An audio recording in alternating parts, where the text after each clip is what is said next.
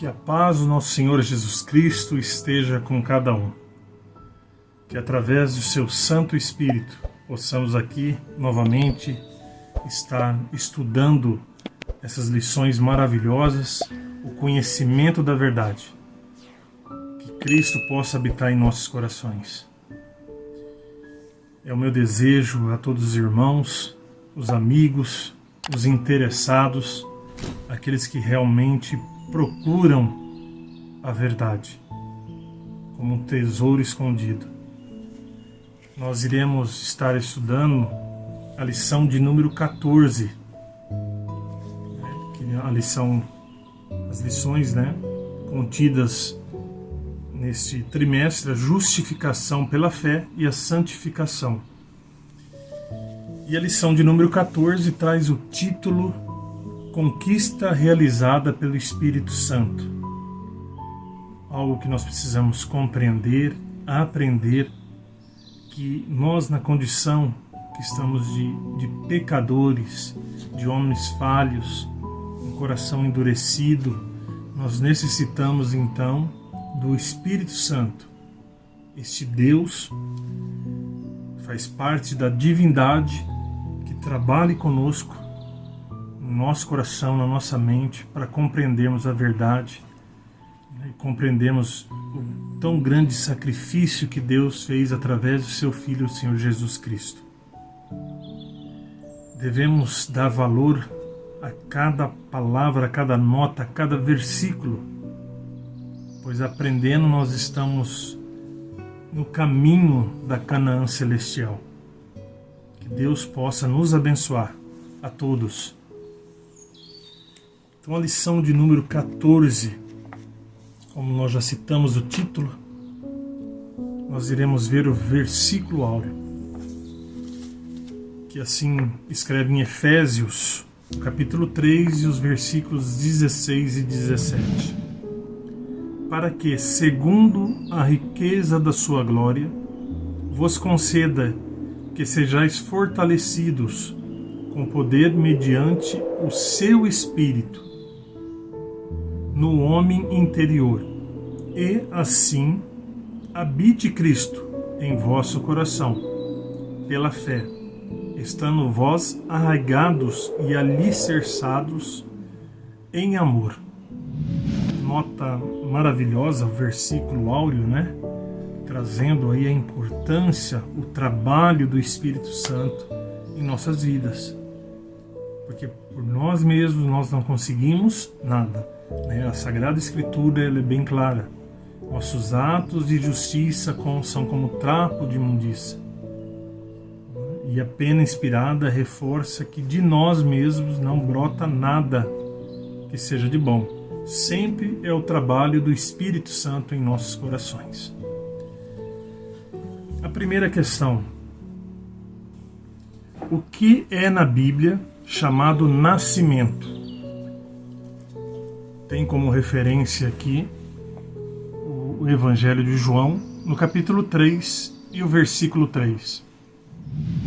Jesus respondeu e disse-lhes: na verdade te digo, que aquele que não nascer de novo não pode ver o reino de Deus. E o comentário inspirado, Caminho a Cristo, na página 67, diz que a transformação do coração, pela qual nos tornamos filhos de Deus, é na Bíblia chamada nascimento. É também comparada à germinação da boa semente, lançada pelo lavrador.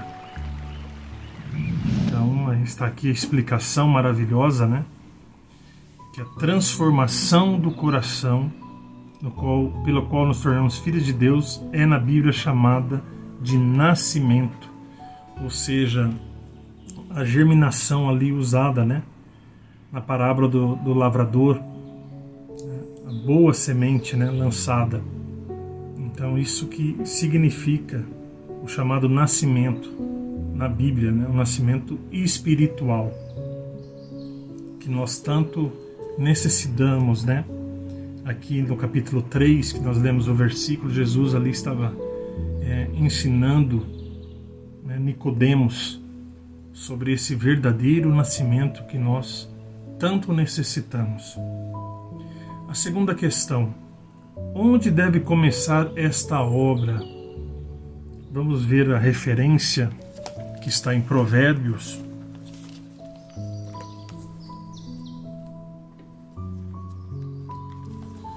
No capítulo 4,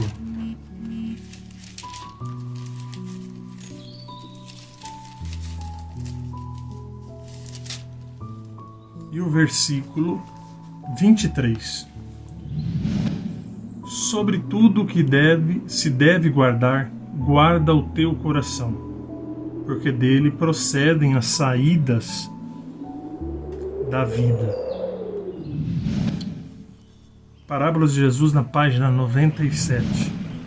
Como fermento misturado à farinha opera do interior para o exterior, assim é pela renovação do coração que a graça de Deus atua para transformar a vida. Não basta a mudança exterior para pôr-nos em harmonia com Deus. Muitos há que procuram reformar-se, corrigindo este ou aquele mau hábito, e esperam desse modo tornar-se cristãos. Mas estão principando no lugar errado. Nossa primeira tarefa é com o coração. Então é a forma interior, né? Nós temos que estar mudando, pedindo ao Espírito Santo, sempre que trabalha em nosso coração, que vai tirando ali tudo que é contra Deus, que é contra a lei de Deus, né? Que comece a purificar principalmente o nosso coração, que se trata da mente, né? As saídas ali, como está escrito, né, em Provérbios, as saídas da vida. Porque não adianta nada exteriormente nós processarmos uma maneira de viver, uma fé, uma religião, e dentro do nosso coração, a nossa mente, não ter o mesmo significado. Isso é estar enganando as pessoas, enganando a si mesmo.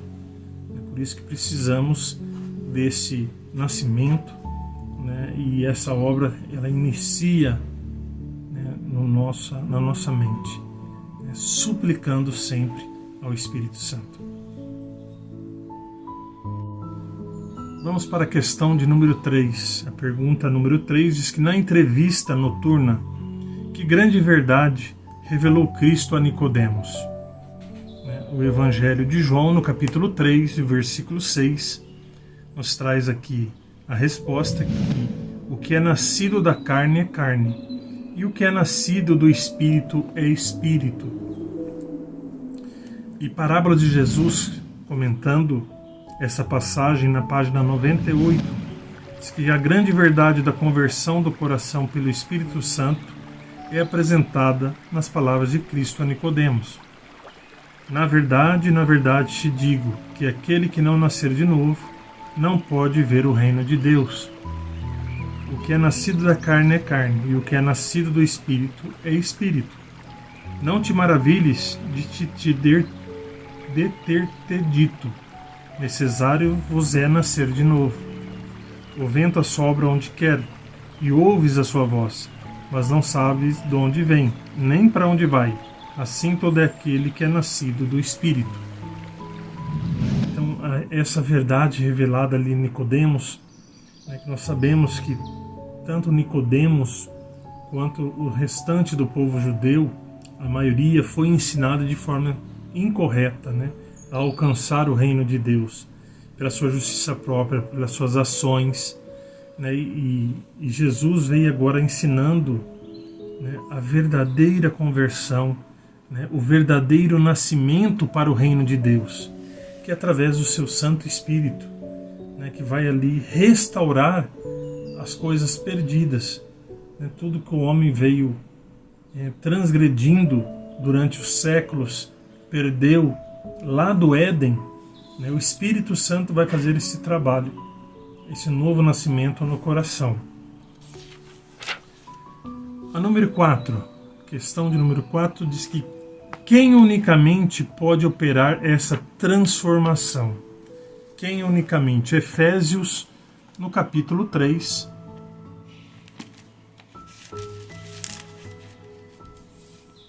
e o versículo 20.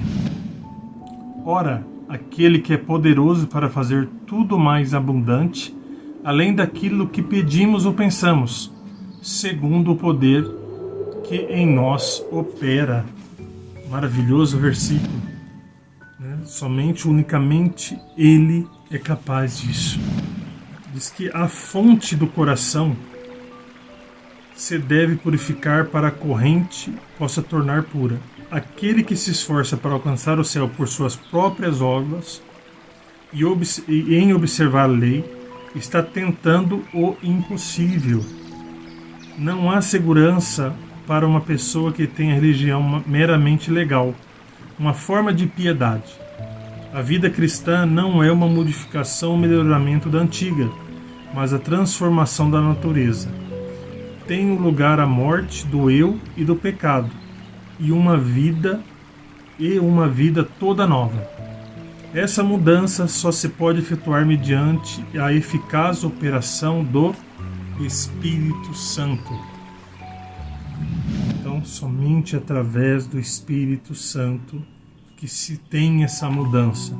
Não é por nossas obras, pela nossa justiça, que nós iremos alcançar o céu, ou pela guarda da lei. O que nos salva é o Senhor Jesus, o seu sangue derramado na cruz do Calvário. A guarda dos mandamentos de Deus, as ordenanças, os princípios, isso faz parte da nossa santificação. Porque sem a santificação também ninguém verá a Deus.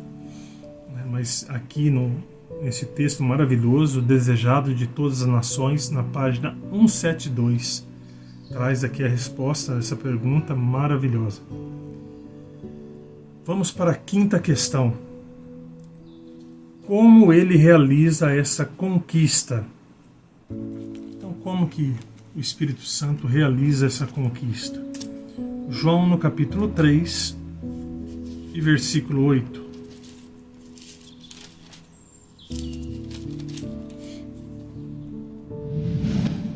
Diz aqui que o vento assopra onde quer e ouves a sua voz, mas não sabe de onde vem, nem para onde vai. Assim é todo aquele que é nascido do Espírito. E o Desejado de Todas as Nações, continuando a página 172, diz que mediante um agente tão invisível como o vento, está Cristo continuamente operando no coração.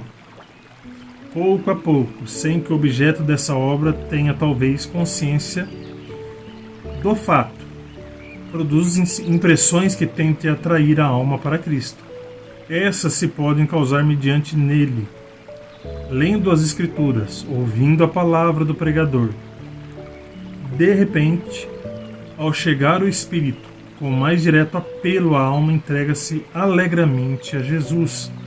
Isto é chamado por muitos uma conversão repentina. É, no entanto, o resultado de um longo processo de conquista efetuado pelo Espírito de Deus.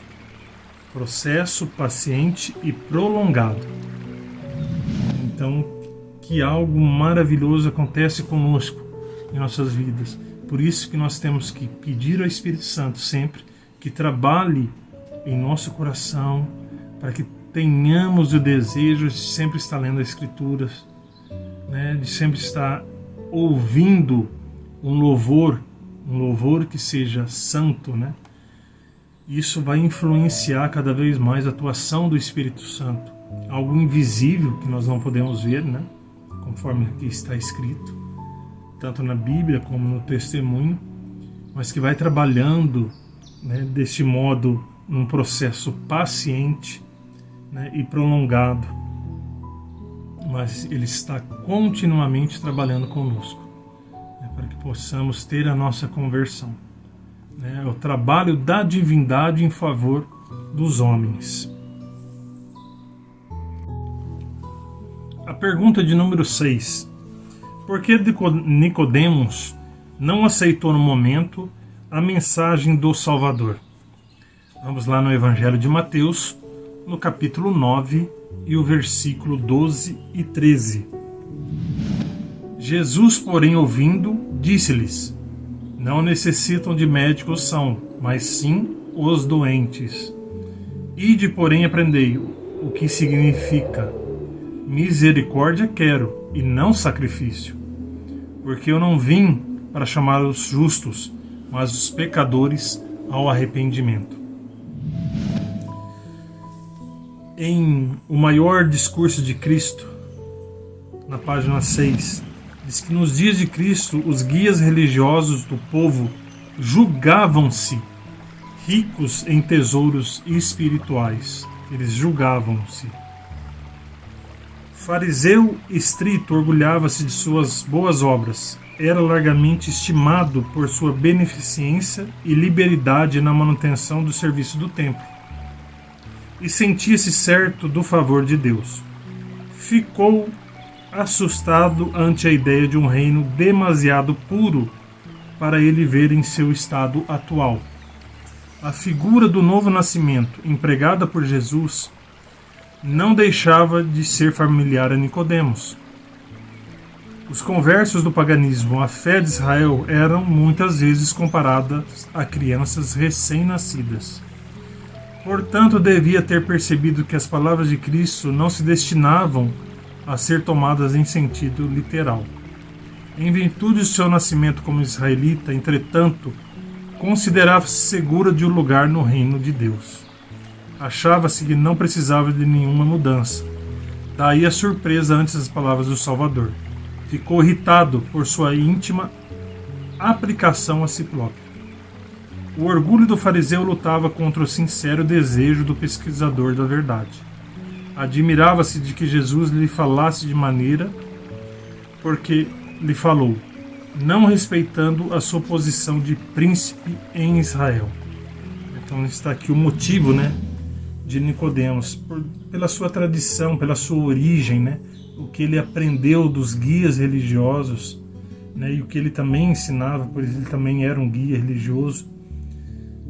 Ele aprendeu isso, a justificação pelas obras, e por ter nascido em Israel, por ser um judeu, um israelita, ele então se achava-se com o direito adquirido ao céu. E Jesus trouxe uma mensagem forte a ele, tendo a necessidade de um nascimento. Então, inicialmente, ele não aceitou isso, como está escrito aqui, achando que Jesus não estava respeitando a sua posição. Então, muito, muito triste. Mas isso é lógico, depois com as pesquisas que ele fez e o exemplo de Cristo, ele se converteu à mensagem do Evangelho. Sétima questão. À semelhança de Nicodemos, como fazem muitos hoje? Vamos lá em Apocalipse, no capítulo 3.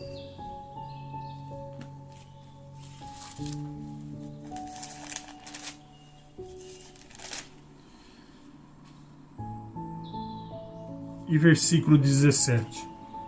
Essa aqui é uma profecia que aponta a situação geral desta época, a igreja de Laodiceia, que diz, como diz, rico sou e estou enriquecido, e de nada tenho falta.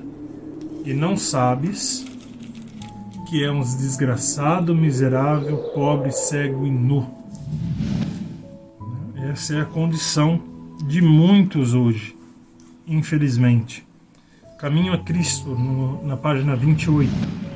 É impossível que nós tenhamos lisonjeado, como fez Nicodemos, com a ideia de que nossa vida tem sido justa, nosso caráter moral reto, julgando nos termos necessidade de humilhar perante Deus, julgando não termos a necessidade de humilhar perante Deus o coração, como um pecador vulgar.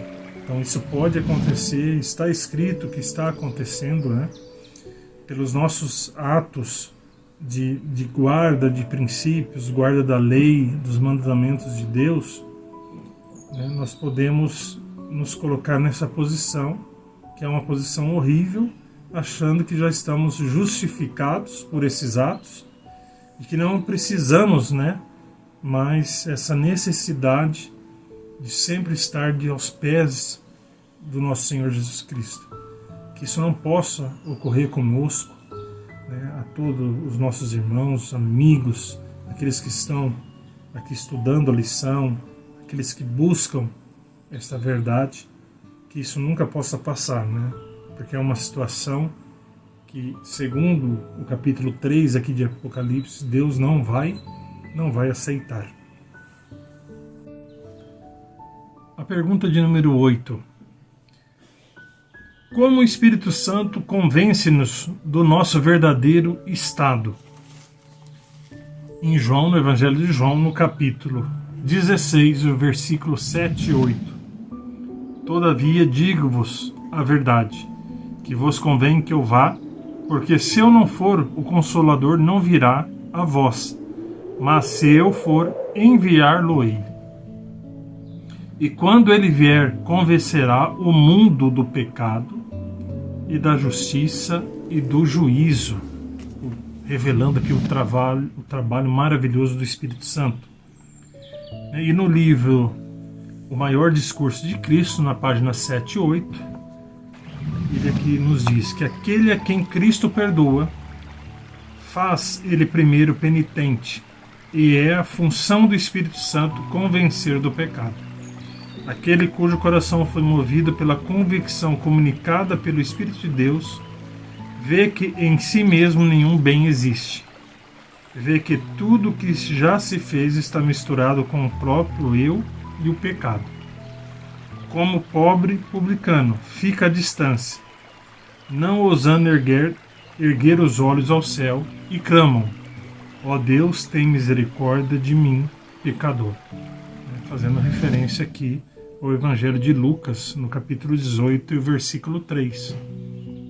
Então, essa forma maravilhosa, esse milagre realmente, podemos dizer um dos maiores milagres, que é a conversão de uma pessoa que está do lado do mal, do lado do inimigo, as nossas conversões.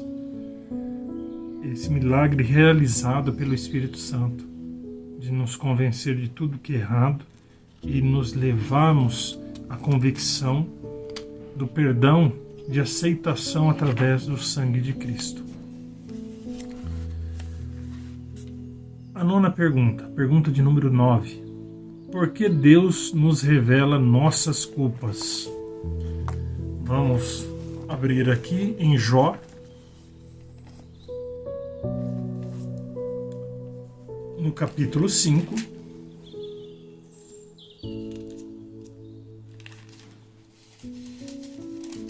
e o versículo 18.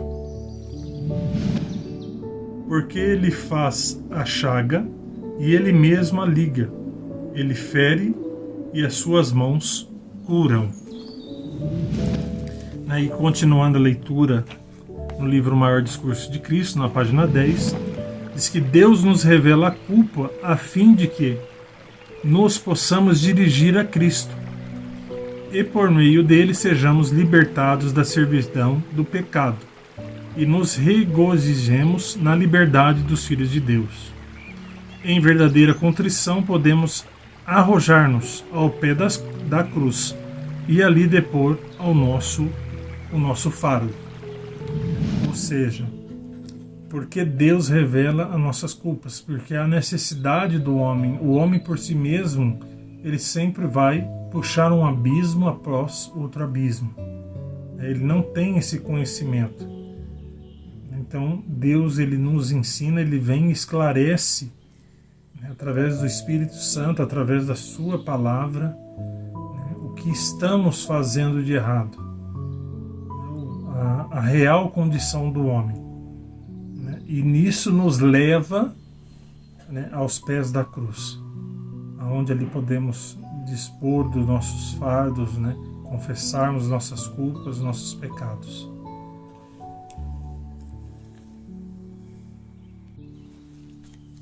A pergunta de número 10. O que deve o pecador fazer ao compreender sua vida pecaminosa? Mateus, no capítulo 11 e versículo 28. uma mensagem maravilhosa de Cristo a nós. Vinde a mim a todos que estáis cansados e oprimidos, e eu vos aliviarei. Uma promessa maravilhosa deixada por Cristo a todos. Caminho a Cristo na página 31. Quando virdes vossa pecaminosidade, não espereis até que vos tenhais melhorado. Quantos hás que julgam não ser suficientemente bons para ir a Cristo? Tendes a esperança de tornar-vos melhor mediante os vossos próprios esforços? Pode o etíope mudar a sua pele ou o leopardo as suas manchas? Nesse caso também vós podereis fazer o bem sendo ensinados a fazer o mal? Está aqui registrado em Jeremias, no capítulo 13, versículo 23. Só em Deus há socorro para nós.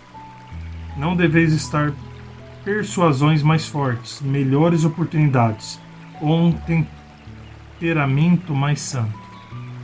De nós mesmos nada podemos fazer. Temos de ir a Cristo exatamente como nos achamos.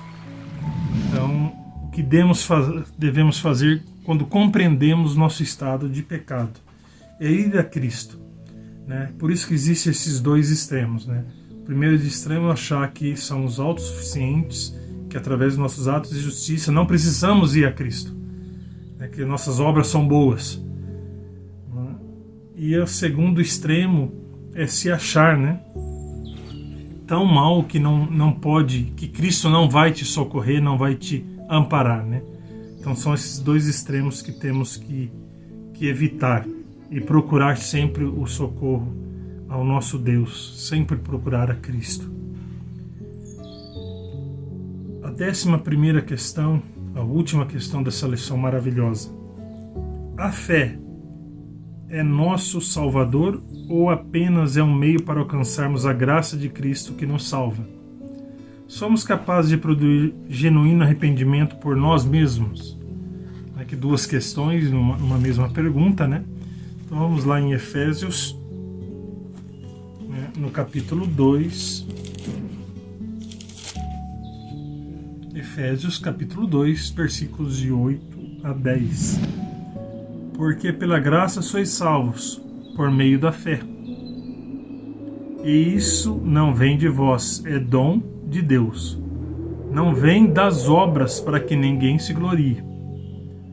Porque somos feitura sua, criados em Cristo Jesus para as boas obras, as quais Deus preparou para que andássemos nelas. O versículo ele explica bem aqui essa questão, né, e o desejado de todas as nações, na página 175, também vem nos ajudando, esclarecendo.